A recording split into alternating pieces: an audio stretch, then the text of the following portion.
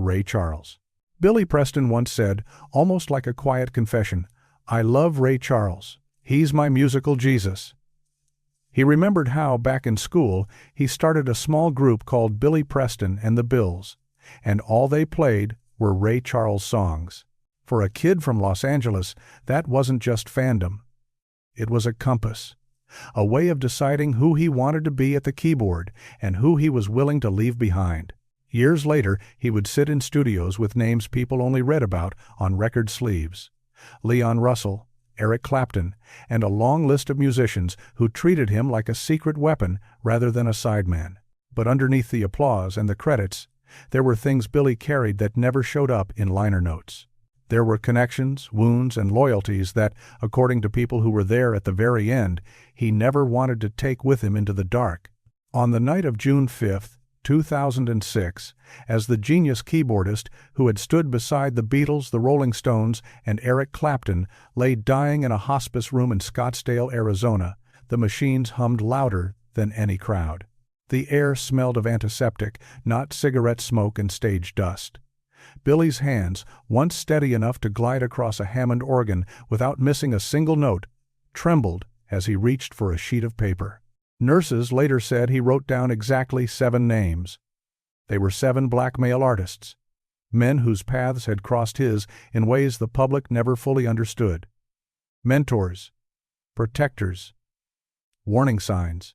Some people close to him believed it was not a scandal list, but a map of how he became who he was, a record of the men whose presence had shaped his music and his silence. And the first name, the one that unlocked a chain of memories that hurt to touch, was Richard, not a stranger, but Little Richard himself, the rock and roll fireball once hailed as the wild soul of American music and the first man to leave an unshakable mark on Billy Preston's childhood. 1. Little Richard, spiritual father or living storm. His real name was Richard Wayne Penniman, born December 5, 1932 in Macon, Georgia. He was the son of a bootlegger father and a devout Christian mother, raised in a house where church hymns and street noise collided every single day. From an early age, Richard lived caught between the pulpit and the club, between Sunday sermons and Saturday night drums. Instead of choosing one side, he decided to stand in the middle and scream loud enough for both to hear him. In 1955, when Tutti Frutti exploded across American radio, the country watched in shock as a black man in makeup, glittering clothes, and electric energy took the stage and refused to apologize for any of it. His vocals were wild, his performances outrageous, and his presence made even seasoned producers nervous. In an era when Hollywood carefully stepped around anything that looked queer, Richard was reported to joke backstage about his desires, saying things most people didn't dare to whisper at home. By 1956, Long Tall Sally had pushed him even higher. Legends like Elvis Presley and James Brown publicly called him an idol. But away from the cameras and magazine covers, his life, according to bandmates and old friends, blurred into a constant rush of touring, late-night parties, temptation, and running from himself. It was during those peak years, in the summer of 1958, that Richard visited a revival meeting in Los Angeles. The crowd expected a show. What they got instead was a different kind of spectacle. On the small church organ sat an one-year-old boy, thin shoulders, serious eyes, fingers moving with a confidence that didn't match his age. His name was Billy Preston, and he played like someone had quietly handed the keys of heaven to a child and asked him not to drop them. When the hymn ended, the room fell into a kind of stunned murmur. Richard, it was said, didn't even hesitate. He walked straight to Billy's mother, no small talk, no flattery, and simply said, "I want to take him on tour." That single line was less an offer and more a verdict. Days later, Billy packed up what little he had and left home, stepping onto a road packed with grown men, grown secrets, and a schedule no child could prepare for. From 1958 to 1962, Billy lived almost entirely in Little Richard's shadow. They crisscrossed America, Memphis, Chicago, New York, Paris, moving through train stations, side doors, and back entrances where the audience never saw them. Hotels blurred together. 1 bed, 2 beds, Separate rooms when the budget or the venue allowed it, shared space when it didn't. Richard started calling him Baby. Billy, half in jest and half in need, called him Daddy. At first, everyone around them thought it was just a tender nickname, the way a mentor might claim a protege. But then there were the nights Billy didn't come down to dinner. The mornings, when he sat at the keyboard, hands poised over the keys but not playing, eyes red, face blank. Some crew members said they heard raised voices behind closed doors. Others remembered seeing Billy walk out of a room with his head down, arms wrapped around his chest, as if something inside him was trying to shake loose. No one asked questions. In that world, you didn't. One summer night in 1959, at the Lorraine Motel in Memphis, a staff member later recalled hearing a door slam, music, laughter, then a long, unnatural silence from a room both Richard and Billy were known to share. The story went that the room stayed quiet for nearly 2 hours. When the door finally opened, Billy stepped out first. He didn't speak, didn't smile, just moved down the hallway like someone a few inches shorter than the boy who had gone in. From then on, people on the tour quietly agreed he wasn't the same kid anymore. Richard on stage never changed. He remained explosive, wild, electric, an untouchable storm with eyeliner and a Bible he carried when he felt like it. But for Billy, the man who had once been a mentor and gateway into the industry turned into something more complicated, something he could not quite name. A father figure, a star, a shield, and, in some unspoken way, a source of ache that leaked into his chords whether he wanted it to or not. Billy never gave the details. He never sat in front of a camera and spelled out what happened in those hotel hallways or on those midnight bus rides. But the shadows showed up in his music. On a TV appearance in 1981, while performing "You Are So Beautiful," some viewers claimed that, during the final line, he seemed to change the words under his breath. If you listen closely, they insisted, it sounds like he's whispering, "Why, Richard? Why?" Maybe it was just a trick of the microphone. Maybe it was nothing. Or maybe it was the only way he knew to ask a question he'd never get answered.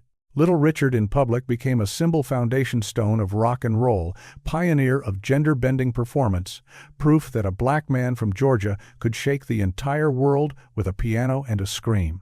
But in private, according to various biographies and interviews, his life was a constant tug of war.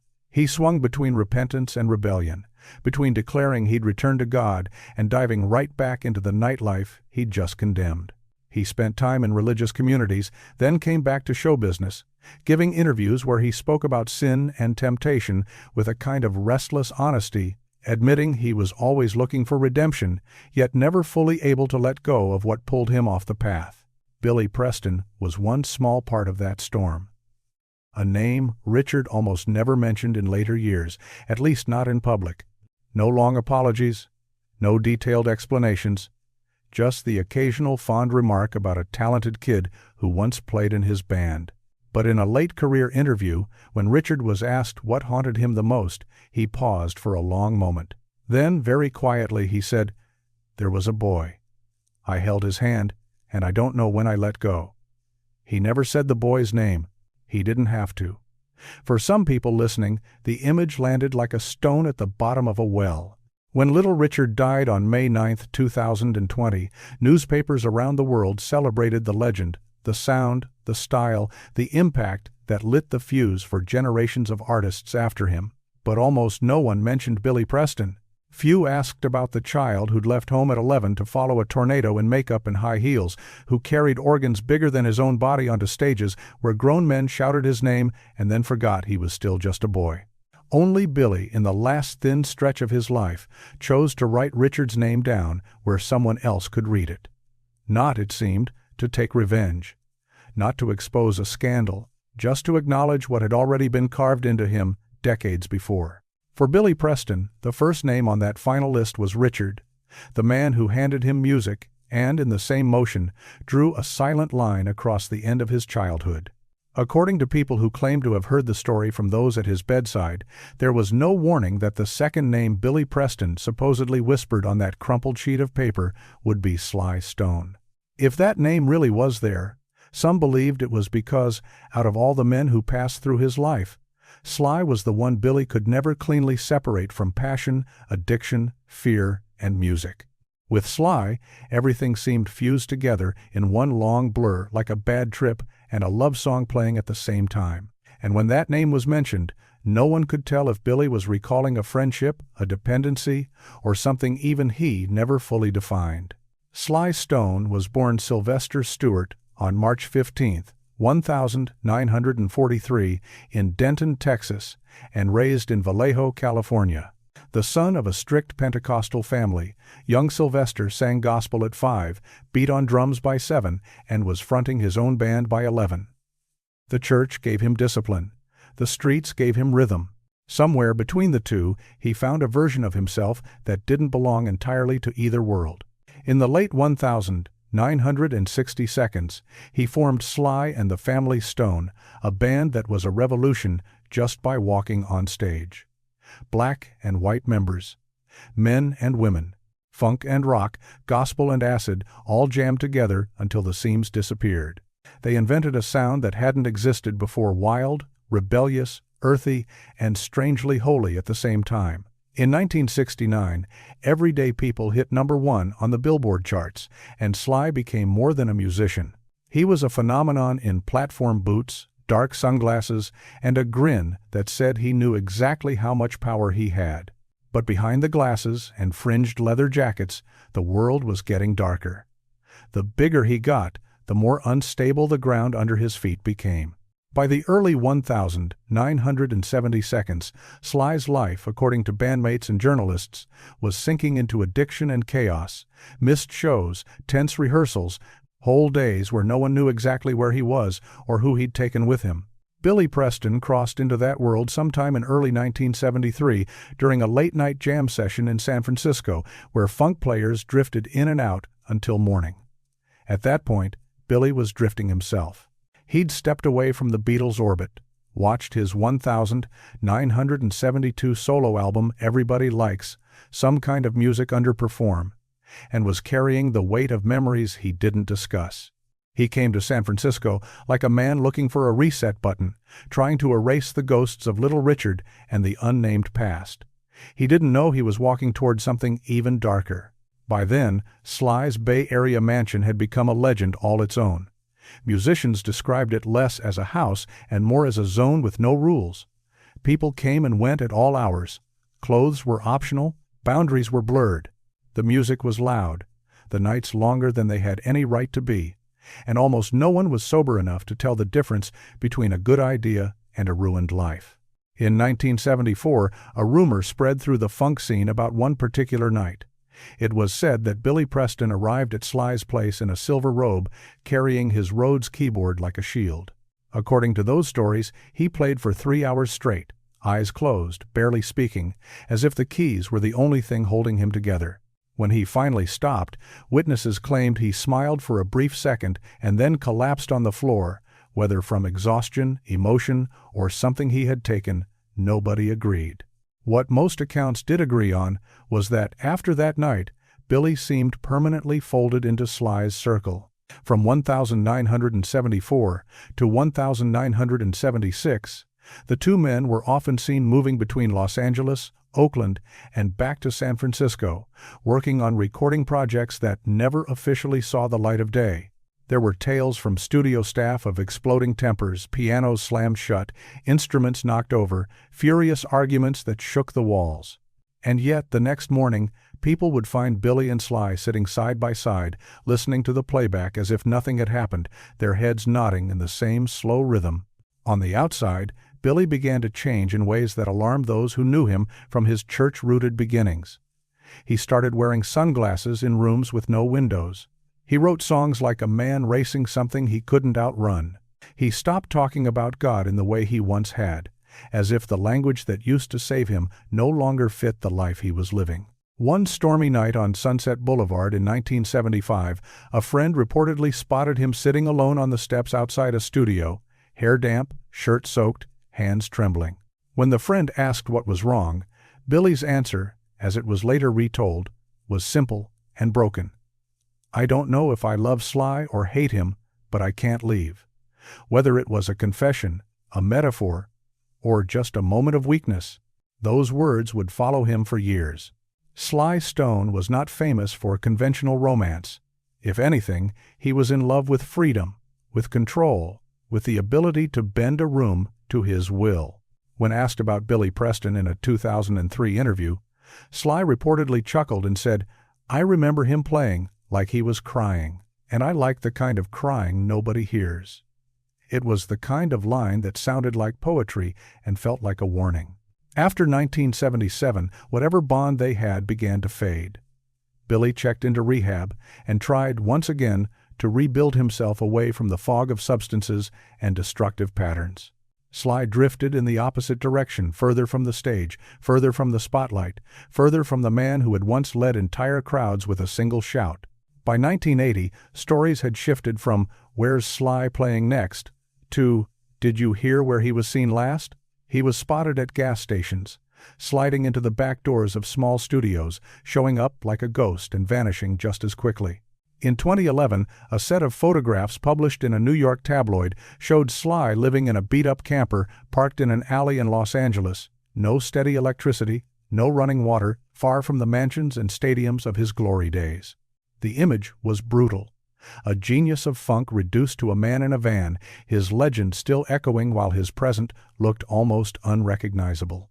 Billy, by contrast, had clawed his way back to a little light. He returned to the road, played with Eric Clapton, joined soul revival tours, celebrating the music of the 1,970 seconds. On stage, he looked like the old Billy again, hands flying, smile flashing, the organ once more his safe place. But those who traveled with him said that whenever San Francisco came up in conversation, or whenever someone mentioned Sly's name, Billy went quiet. His eyes would drift away, and he'd act like he hadn't heard the question. Only once, during a 1998 interview, did he offer a glimpse into what that chapter had meant. Asked about his time around Sly Stone and the Bay Area scene, he paused, then said slowly, "That's when I learned love isn't always salvation. Sometimes it's a drug, and sometimes it's both." He didn't explain what kind of love he meant. Love of a person, of a lifestyle, of a dangerous freedom. He didn't have to. The line was enough. In 2023, Sly Stone stepped back into public view with a memoir titled "Thank You for Letting Me Be Myself Agent," where he wrote about his childhood, his rise, his excess, and his collapse. He acknowledged he had done wrong, hurt people, lost control, and lost himself. But when the subject turned to his sexuality, he simply said he had tried many things and never felt the need to give it a label. And when it came to Billy Preston, there was no detailed confession, no dramatic revelation, only the same silence that had hovered between them for decades. So if Sly's name truly sat on that final piece of paper beside Billy's hospital bed, it wasn't there as a neat chapter title in a love story. It was more like the name of a fault line, a reminder of the years when Billy's music burned brightest while the rest of his life fell apart. A man who helped him reach new musical heights and at the same time pulled him closer to the edge. Among the 7 men who were said to have marked Billy Preston's life in ways he could never quite erase, there was one who, by most accounts, never fully stepped across the line and yet left perhaps the deepest scar of all. That man was Donny Hathaway. They met in late 1969, when Donny had just signed his first recording deal with Atlantic and was still on the edge of becoming a name people would whisper with a kind of reverence. Billy, meanwhile, was drifting through a strange in-between phase after stepping away from the Beatles' orbit, trying to decide what came next and who, if anyone, he could lean on. Atlantic Studios in New York was where their paths crossed, not because a label executive put them together, but almost by accident. Donny was inside one of the rooms, testing a demo, his voice running slowly through a melody that still didn't have a final shape. Billy, as the story is often told, was just passing by the open doorway when the first few bars floated out. One intro, one line. It was enough to make him stop dead in the hallway. He stood there, silent, listening. There was something in Donny's chords that sounded like a confession Billy hadn't found the words for yet. They didn't rush to shake hands. There was no dramatic greeting. They simply looked at each other, the glass between the control room and the hallway turning into a mirror. Neither of them wanted to break. That first moment passed without an exchange of names, but they didn't look away. Not then. After that, Billy began showing up in the places Donnie was known to haunt. Not obsessively, not in a way anyone could call stalking, just often enough that coincidence started to look like something else. Long overnight sessions in Studio 3. 2 paper cups of cold coffee in a corner of Greenwich Village. Moments sitting side by side in the control room, saying nothing, rewinding half-finished takes as if they were searching for a hidden sentence somewhere between the bass line and the reverb. It wasn't friendship, not the casual, easy kind. It wasn't love either, at least not in any form they were willing to name.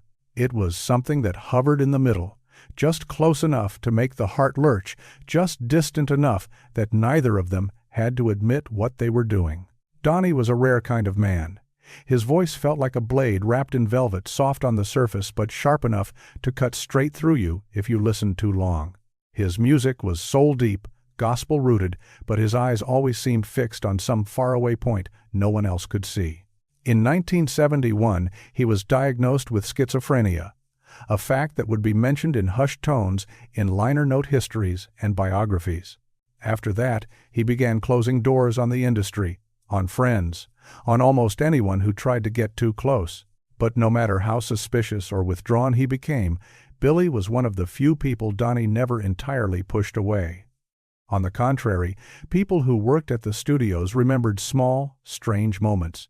Whenever Billy walked into a room where Donnie was playing, there would be a tiny pause.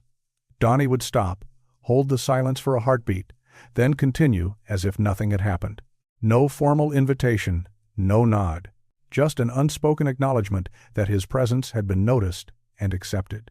In 1974, the distance between Donnie and the rest of the world sharpened into something more visible. He moved into room 1505 of the Essex House Hotel in Manhattan, and, according to those who pieced the timeline together later, he stayed there almost completely shut away for about 3 months. No gigs, minimal contact with family, no new sessions on the books. It was as if he'd sealed himself into a private chamber, building a spiritual coffin out of wallpaper and hotel furniture. Billy, people said, tried twice to breach that wall. The first time, he reportedly left a music book at the front desk, a page carefully marked and a handwritten note tucked inside. If you can't open the door, you can still open a song. The second time, he came and simply stood in the lobby. No demands, no phone call upstairs. Just waiting 3 hours straight, not expecting, not bargaining, just wanting to be the first face Donnie would see if he happened to step out of the elevator. But the doors never opened. Not for him, not that day. A few weeks later, Donnie returned to Atlantic Studios to record "Someday We'll All Be Free." It was a closed session. No one was allowed inside the room except the essential staff. The engineer on duty later recalled that when the final take ended, Donnie pulled off his headphones, lowered his head to the console, and stayed in that position motionless for a long stretch of silence, something like 15 minutes. Then he got up, walked out, and never came back to that studio again. On the night of January 13th, 1979, Donny Hathaway fell from the 15th floor of the Essex House. Official reports described it as a jump from a hotel window. No suicide note was found in the room, but stories circulated that in the pocket of his overcoat there was a crumpled scrap of paper with only 2 lines written on it. "I'm tired, but I still wish I could be free." The police labeled the death a suicide. His family, for years, preferred to call it an accident. Billy, in one of the rare moments when he allowed himself to be asked about it, refused to reduce Donnie's final act to a simple category. "People don't end their lives just because of despair," he was quoted as saying softly. "They do it when they don't know where to put their hope anymore." He didn't attend the funeral, he didn't make grand statements or sit for long TV specials about his fallen peer.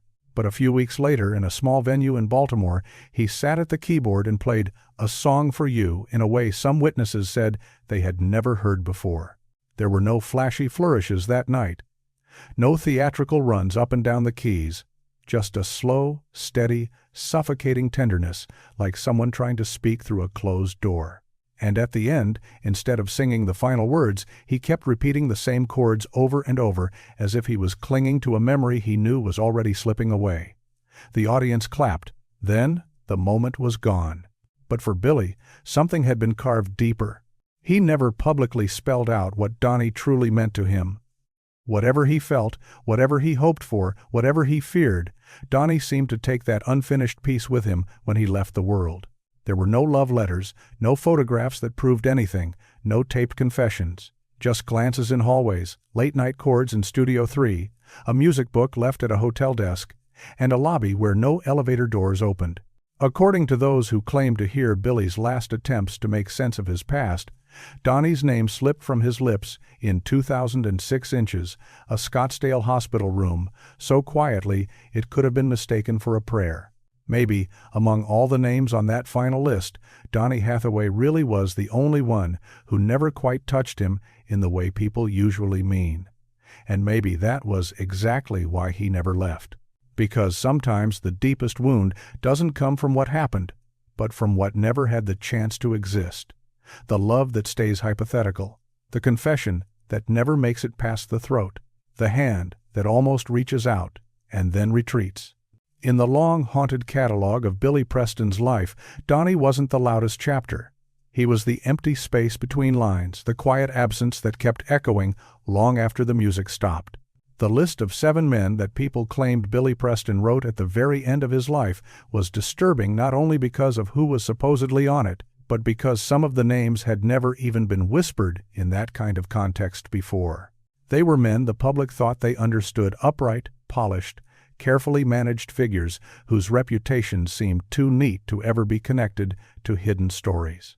If the accounts are to be believed, the 4th name was the one that made even Billy's closest friends blink in disbelief. It was Jermaine Jackson, the gentleman of the Jackson 5, the older brother, the most discreet and seemingly scandal-free member of a family already drowning in headlines.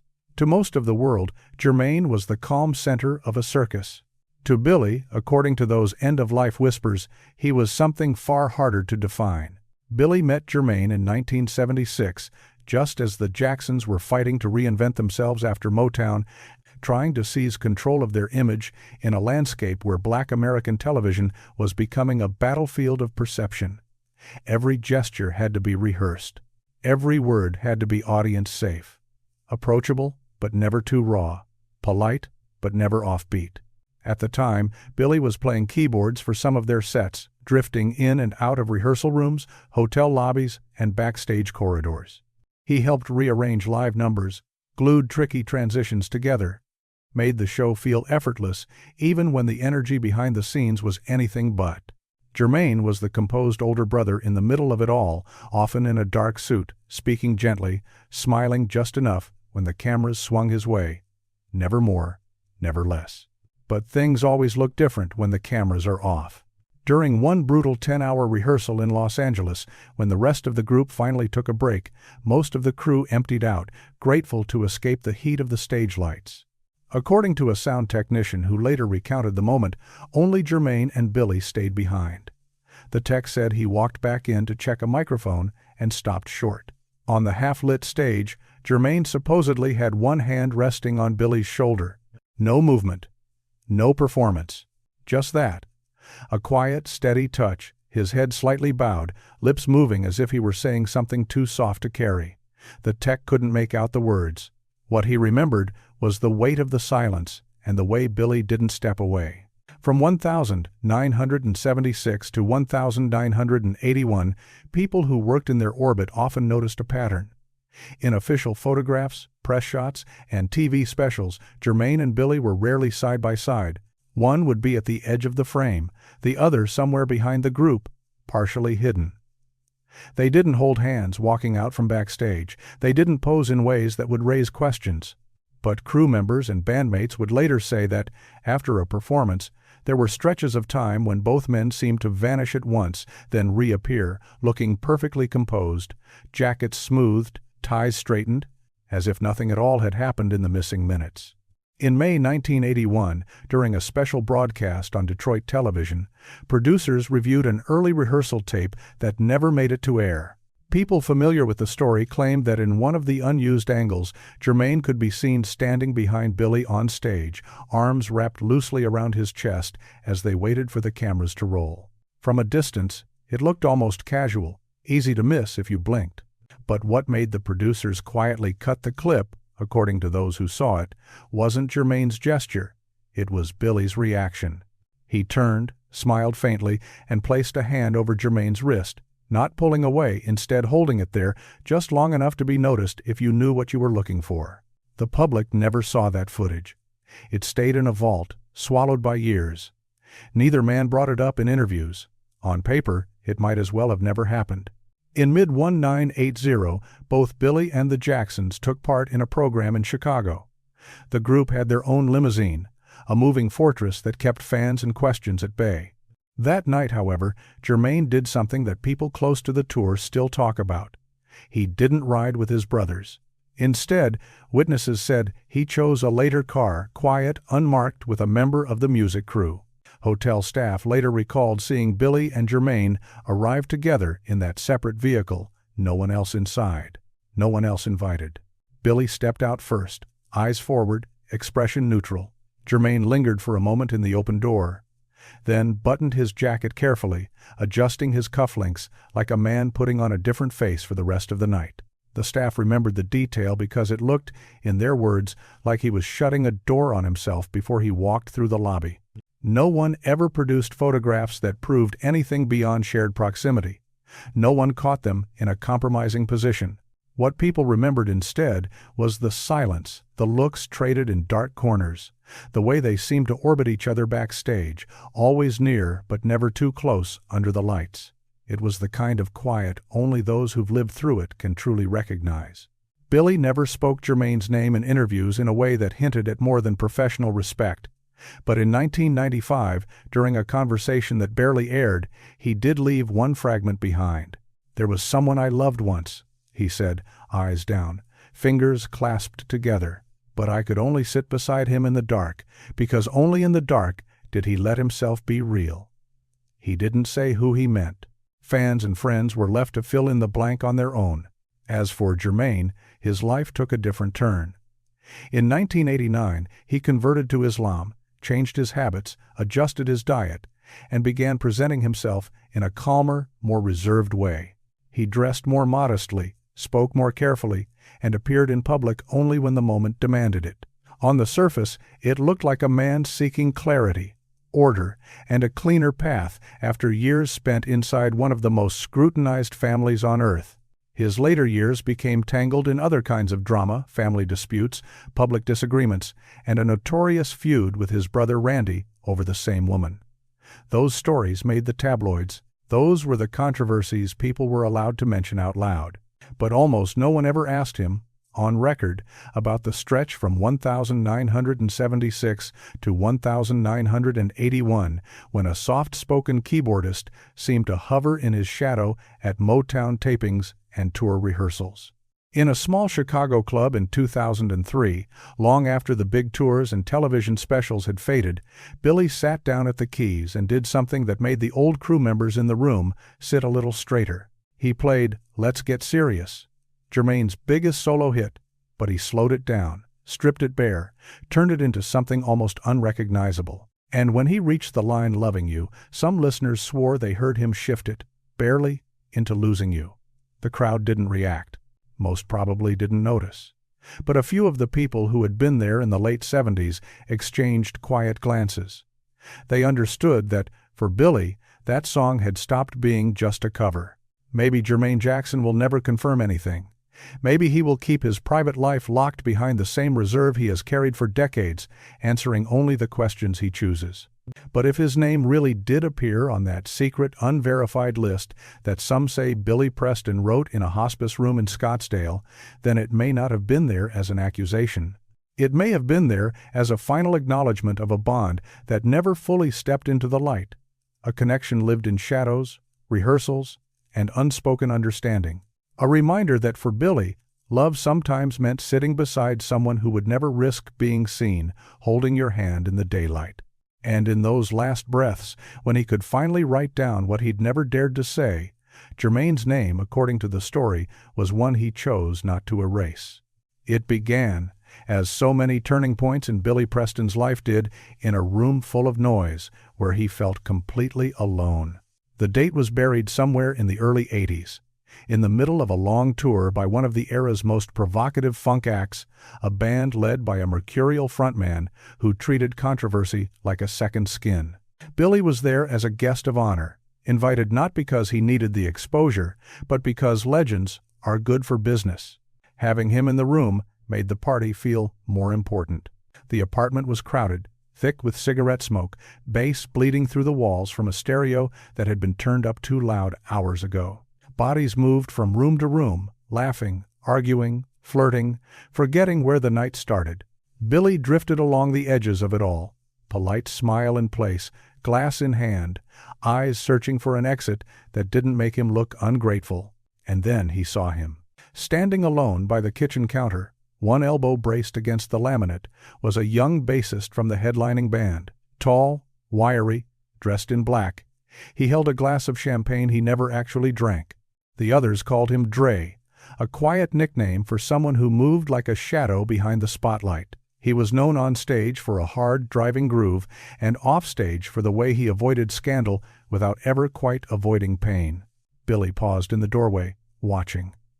Dre's gaze wasn't on the party. It was fixed on the floor, on some invisible crack only he could see. A superstar vocalist floated past, clapped him on the back, tried to joke him out of whatever mood he was in. Dre smiled once, thin and brittle, then went right back to staring at nothing. By dawn, the apartment had mostly emptied. The ringleader of the band had slipped out hours earlier. The last stragglers were asleep on whatever surface would hold them, couches, armchairs, even the floor. The music was still playing, but turned down to a dull heartbeat. In the far back room, where the light was weakest, Dre sat on the edge of a narrow bed, shoulders hunched, eyes hollowed out. Billy stepped into the doorway and waited. No clever line, no invitation, just presence. When Dre finally looked up, there was a small, silent moment neither of them would ever put into words. Billy walked over and sat beside him. No one remembers who reached for whom, or whether it even matters. What stayed in Billy's memory, according to those who heard fragments of the story later, was not the heat or the rush, but the way the room felt suddenly very quiet, as if the party outside had been placed on mute. They slept together that night, no declarations, no hand-holding, no promises about tomorrow. Just soft touches, quick enough to outrun fear, deep enough that running wouldn't help. It was the kind of encounter that should have dissolved by morning, the way most secrets do when the sun comes up.